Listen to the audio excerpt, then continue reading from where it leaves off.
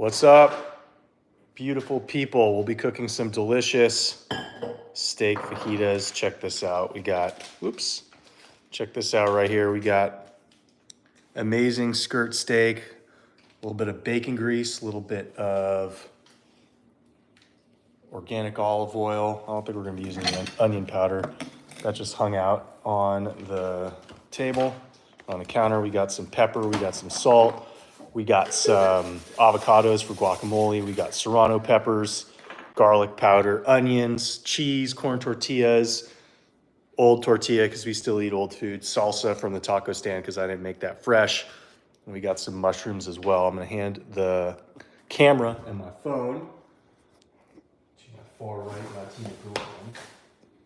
We've joked about her not sharing her politics at work, how what did we talk about? How you can't share how far right.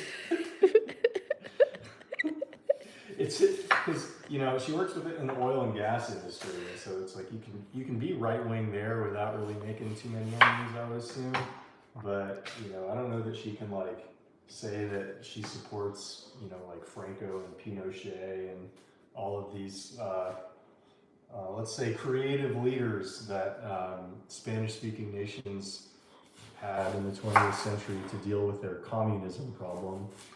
Okay, so the theme of today's episode will be, in addition to delicious food that the communists don't want us to eat fairly soon, is the motivations of liberals. Let's switch to these. So, nope, I had it right the first time.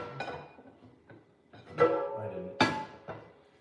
I'm gonna do that. All right. So first off, I'm gonna heat up the. Check out all that bacon grease. Pros will say it's not as good for you as tallow, but it's accessible, and we eat a lot of bacon in this household. Okay, motivations of liberals, and this is a recurrent theme of my social media, because although I don't spend much time around liberals in my normal life because I no longer work in Silicon Valley, half of my family, actually the majority of my family, my mom's fairly far right wing, but the rest of her family's left wing. So basically everybody in my family except my mom and my girlfriend are libs. They all voted for Biden. And I probably spend of everybody the most time communicating with my dad and understanding the mental gymnastics that he performs when trying to understand his viewpoints. So you have to understand about my dad.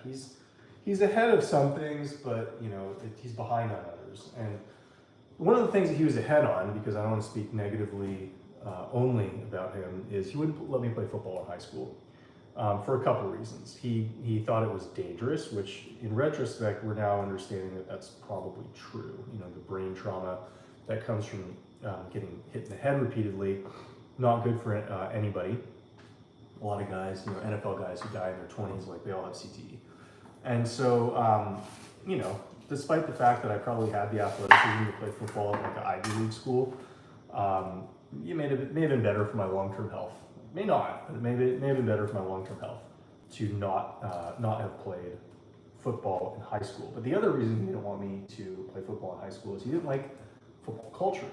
And I think there's definitely conservatives who don't like football culture, like Cernovich doesn't like sports ball. He played football in high school, but he doesn't like sports ball culture. He doesn't like dumb jock culture. But my dad, didn't like dumb jock culture for, I don't know if it was like a logical reason. He just doesn't like aggressive men. And so, he's not an aggressive man, and he's a rule follower. And he's one of the people who thinks, well, if everybody follows the rules, we wouldn't have any problems. So that's in that regard, he's actually a classic conservative, and which is interesting because the things that I disagree with my dad on are actually his more conservative elements, even though he identifies as a liberal, and if I had to identify, I'd identify as a conservative. The areas where he's very wrong are areas where he's conservative, such as like, lockdowns for COVID. Is it would actually be a traditionally fascist, traditionally conservative thing to do, not be a traditionally liberal thing to do. And so as liberals in the United States have become fascist, the people who support them have the tendencies and motivations of traditional conservatives, which is why classical liberals are presently conservatives. Classically, they would be liberals, but in the modern environment, they are conservatives. Okay, so we're going to slice up this onion.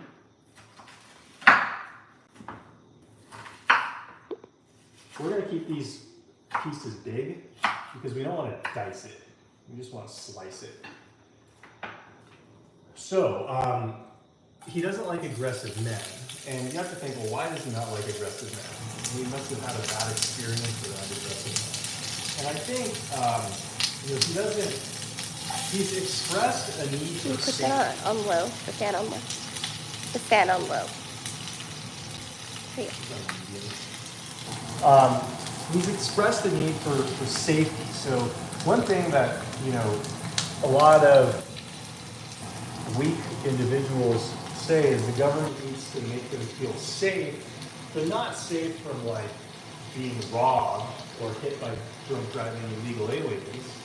Safe from people who have guns, right? So I need to feel safe and protected from somebody who has a gun, but maybe not safe and protected from an illegal immigrant who has a gun. That would be actually a funny troll thing to do, is to have the Republicans in Congress try to make a measure to give every illegal alien a machine gun to see how the Democrats would respond to that. I guess, if you're here illegally, you still enjoy First Amendment rights. So illegal immigrants should, if illegal immigrants have the right to free speech, they should also have the right to bear arms. Logically speaking, I don't think that that's safe, but in my legal interpretation, that probably would be the correct interpretation of the law. So you have to understand that liberals they're nerds and weak. They're nerds, women, minorities, gay men, and weak men. And I guess you could say nerds or weak men all in one. But they don't like the classic alpha males getting what they want, right? Which is why, even though Elon Musk is far from a classic alpha male, you could see a lot of liberal men, like the man who sued Elon Musk as a minority shareholder, saying that he was not, I guess he had control over the board and was doing something unreasonable to get his $56 billion compensation plan. You could see all these liberals probably thought that judge's decision was the right thing to do, even though liberals are traditionally in support of labor over capital, right? When the labor makes too much money, they're actually in support of capital over labor, which is why I would think that most liberals would love to see Elon Musk paid less. They think that no man can be worth $56 billion. They don't understand that the value of the company that he runs would be substantially less were he not running it. And so, if you sell a $20,000 car, do you deserve a $2,000 commission? Arguably so. If you create $560 billion in shareholder value, do you deserve $56 billion in compensation? Arguably so. In fact, you may deserve more. Shit. Spilled some onions down there. In fact, arguably you deserve more because there's fewer people that your shareholders can replace you with. Whereas if you sell cars, there's a lot of people that your car company can't replace you with if they don't want to pay you a $2,000 commission. So for those who've heard something wrong with this one. for those who've heard my, you got a question? Yeah, several. Okay, So what's that? one asking how come I don't tweet more, and another one saying from Dylan, he wears glasses, so he looks like a nerd, but he hits the gym and wants Trump to win. So he wants to know if he's still a nerd. Well, I tried to get a glasses prescription when I went to Google because I realized that to be able to say dumb things and get away with it was a huge advantage in life. And I noticed that all my colleagues who wore glasses or had British accents were advantaged in their ability to say dumb things. This was before people started being white males. Before it was fashionable to hate white males, I hated British males.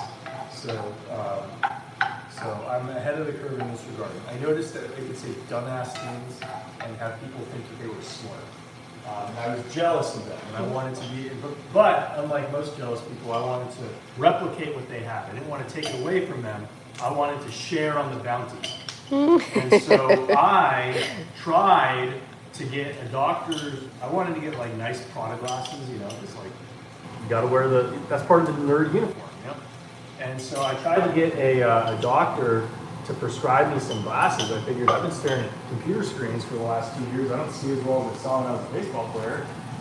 And the doctor, the optometrist was like, you don't need glasses. I can't write you a prescription for glasses. So I couldn't get Google's medical team to cover me for glasses. So unfortunately, I never got to wear glasses. What that means for you as a weak person and a gym goer, I mean, it really just depends how you live your life.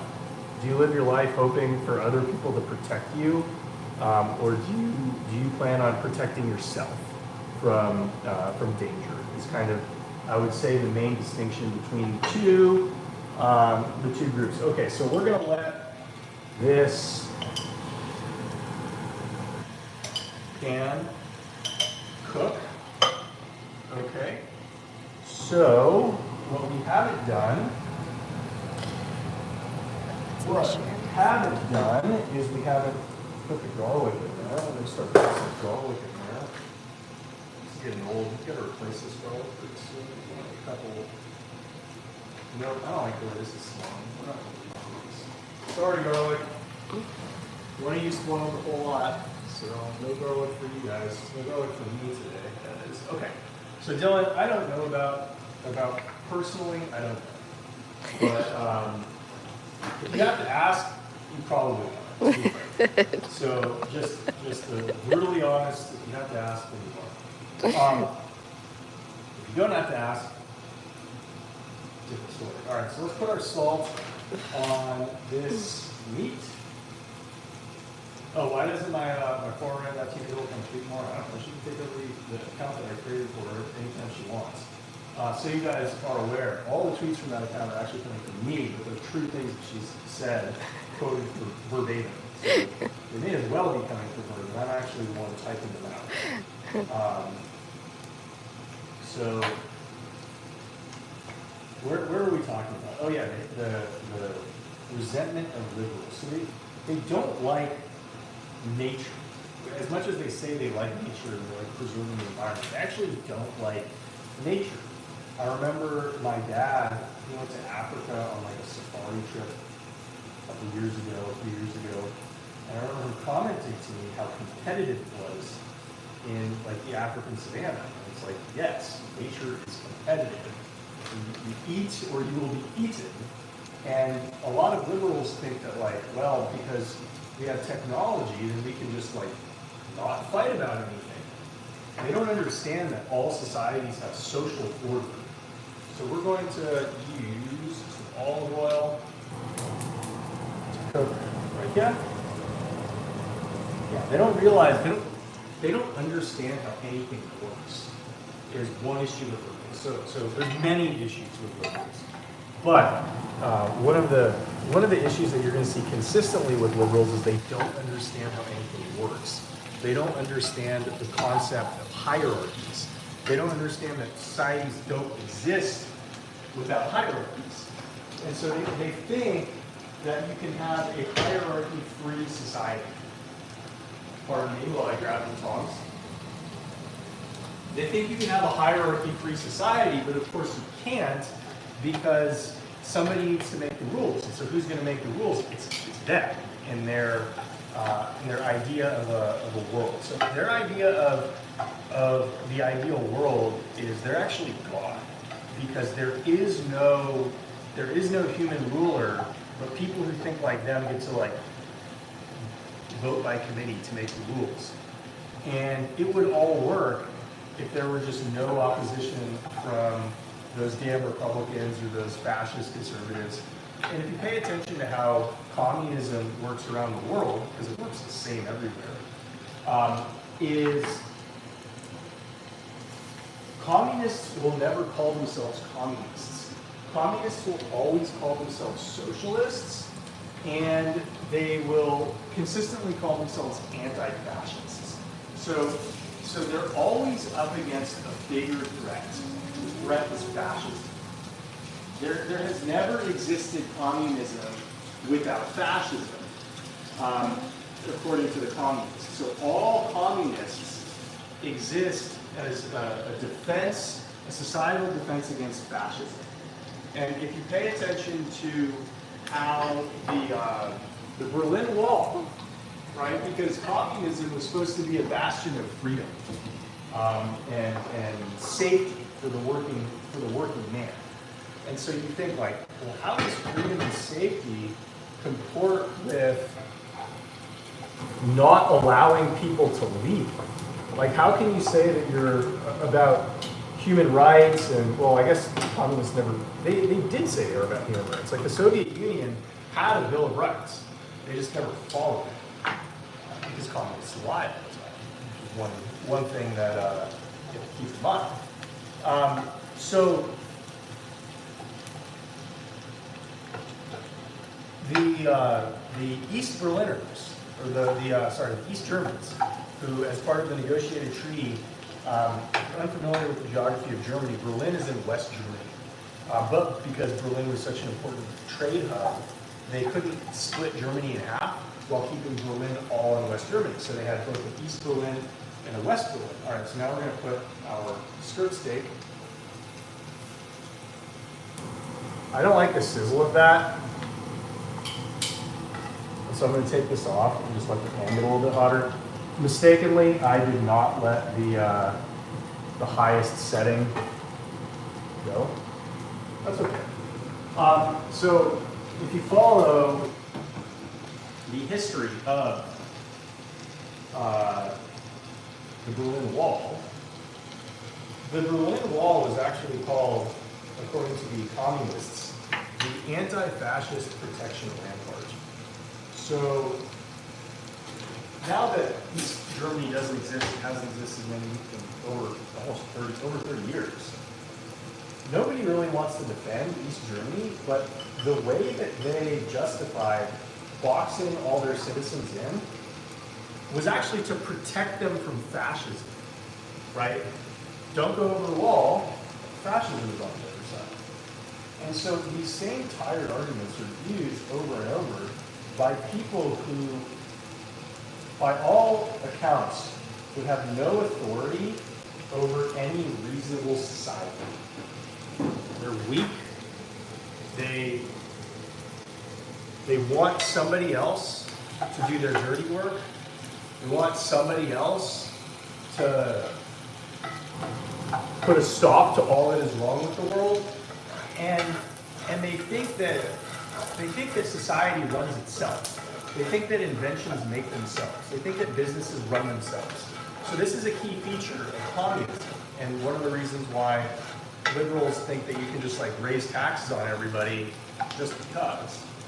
And that's because they think the bus drives itself, right? So if you think the bus drives itself, then of course it's absurd if the bus drivers paid money and all the passengers have to pay, right? If you think the corporation runs itself, of course it's absurd that the shareholders make the profits and the management gets paid more than everybody else because management just tells everybody what to do. Losers, of whom liberals are, don't understand that simply telling someone what to do does not make for an effective leader. You have to tell them the right things to do. If you tell them to do the wrong things, your company's not going to succeed. You're just going to have a bunch of people doing meaningless work.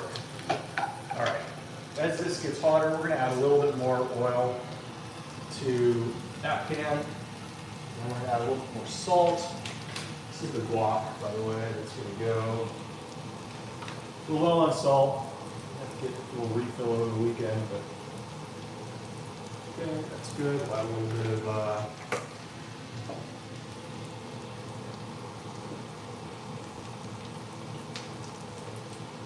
onion powder. These are nice and soft. This is going to be great. I don't know about these brown portions of avocados. Probably fine to eat. Probably a little bit family. Okay, so lids just hate like reality,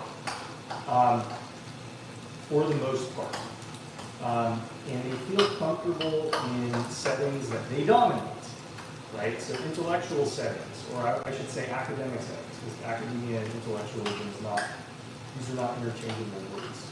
So they want. Liberals actually want the whole world to replicate school, where the teacher has supreme authority, like in fascism, to award them higher marks, higher social status than everybody else. Okay, so now we're going to put that is a much healthier sound. We're going to see, we hear from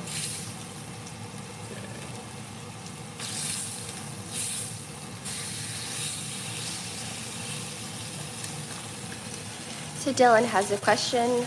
He says that he doesn't compete. He just lifts for general health and fitness. He focuses on barbell compound moves. And how many times a week should he lift? How old? How old are you? How old are you, Dylan?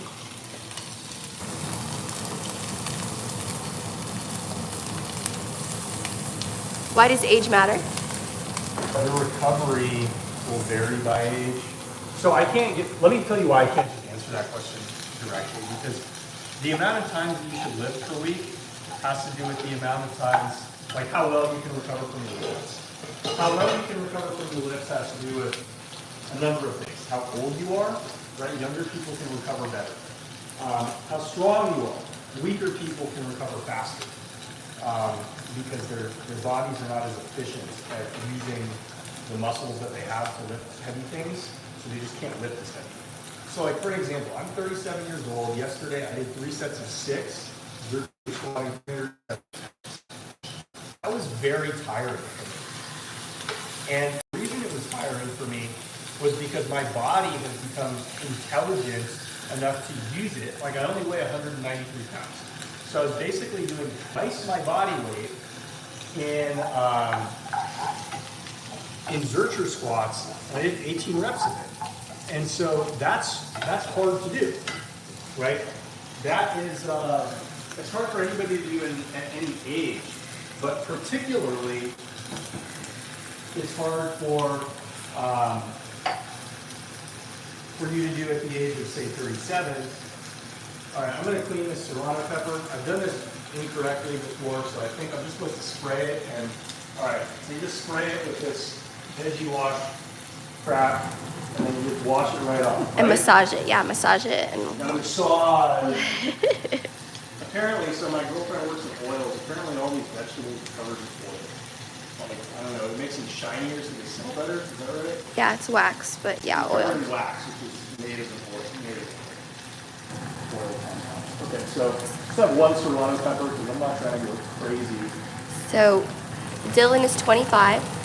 He lifts 3 times a week. He doesn't want to overtrain or burn too many calories because he's also trying to bulk, and he naturally doesn't have a huge appetite. All right, so if you naturally don't have a huge appetite, then the question is, okay, you're training 3 times per week. That's probably about the right amount. You might be able to train 4 times per week. But then the other question is, like, how many sets are you doing per training session? How heavy are your major lifts? right? Because the heavier, like how advanced are you as a lifter? How many years have you been lifting for? All right, so we're gonna flip these tortillas. Look at that, that's fabulous.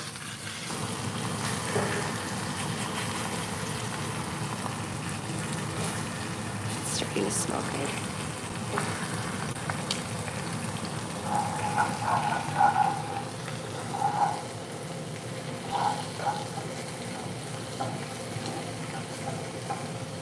The other thing is, if you're not lifting to compete, like barbell movements, they're easy to do. You can have a barbell set up in your garage. At the same time, there are more efficient ways for you to train than with barbells. Dumbbells are good. Barbells are fine, don't get me wrong. I've trained with barbells for longer than is probably healthy, right? Not that I got any major injuries, but like doing barbell deadlifts, which I did up until this year, yeah, probably just put extra stress on my back. Okay, that's wonderful. Like that.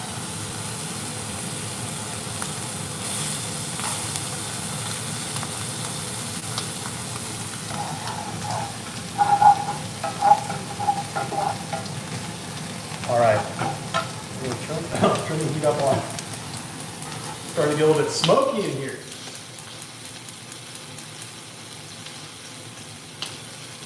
Get a little bit more grease from first tortilla on the third tortilla.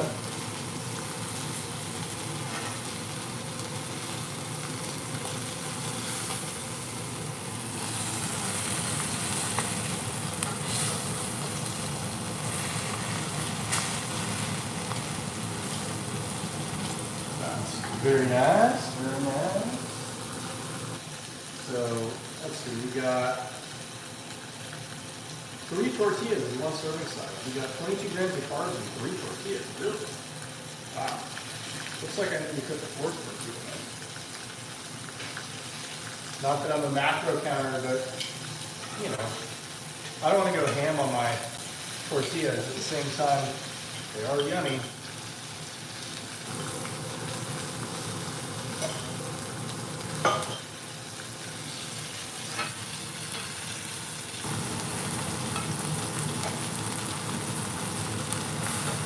Okay, we're going to take piece number 1 off, piece number 2, also take off, piece number 3, that needs a little bit more leaven. Okay, so we're going to cut the thinner slice first.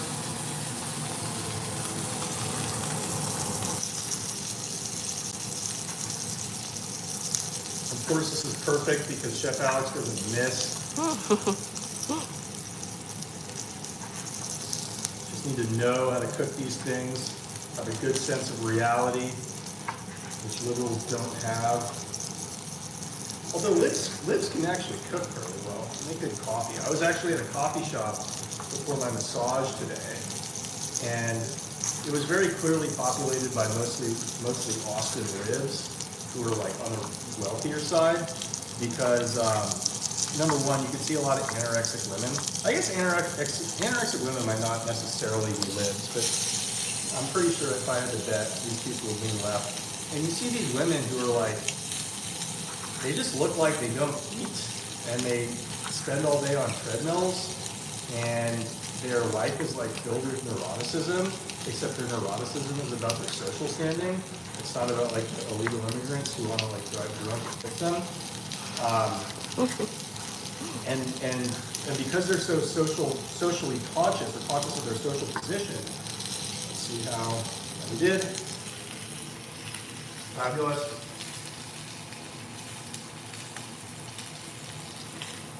Chef Alex still not missing, of course.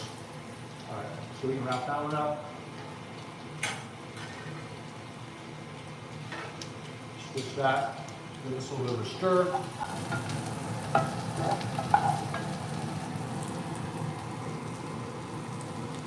All right, we're gonna move this to the side. We start cutting here. Still perfect. Surprise, surprise. Chef Alex still not missing.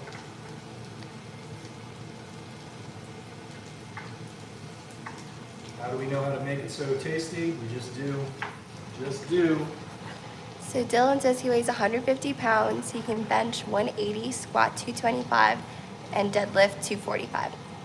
So what's your goal? He's been Dylan? lifting for a year and a half. He wants to get bigger. Well, you got to eat more if you want to get bigger. And then the other thing is, like, a lot of people at that stage, it would help if you had a coach, Dylan. And the reason why it would help if you had a coach is it's impossible for me to say if you need to lift more or lift less. It's impossible for me to say if you need to eat, how much more you need to eat. You probably do need to eat more. And what a coach can do is he can monitor your progress week over week and make adjustments depending on if and to what extent you are progressing. And so if you're interested in joining the group that I run, that might be a good fit. It's very cost effective for those who are able to meet at 7 p.m. Central Time on Mondays or Wednesdays. So if that time slot works for you for a recurring meeting, DM me. We can talk to see if you'd be a good fit for that. But I can't tell you to eat more, to eat less, without like monitoring you on an ongoing basis. Okay, so these are looking great. That's looking good as well. Flip that around, and I'm gonna start cutting.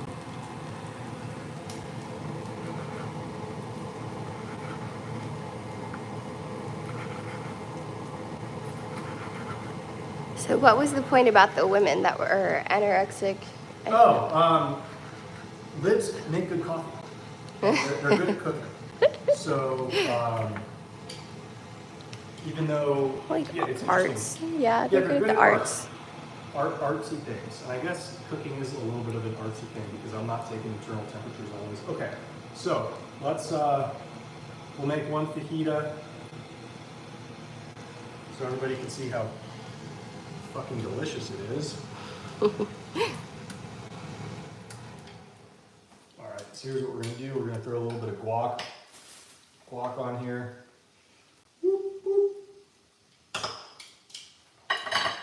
Going to throw some cheese.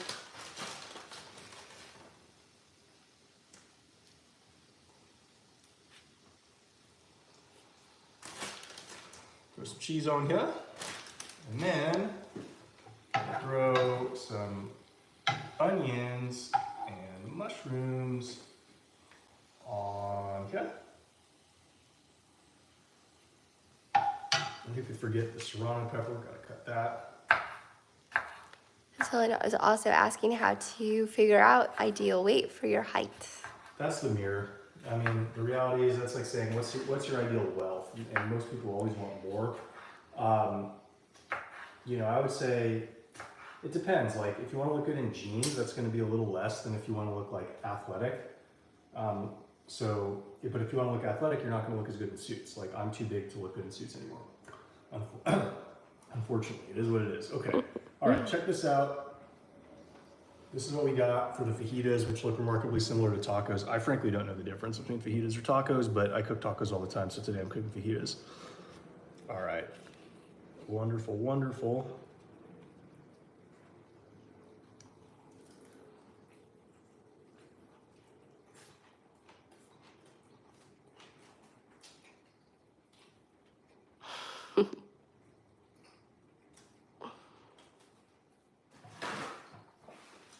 You can't find those anywhere, except Chef Alex's kitchen, because Chef Alex says miss.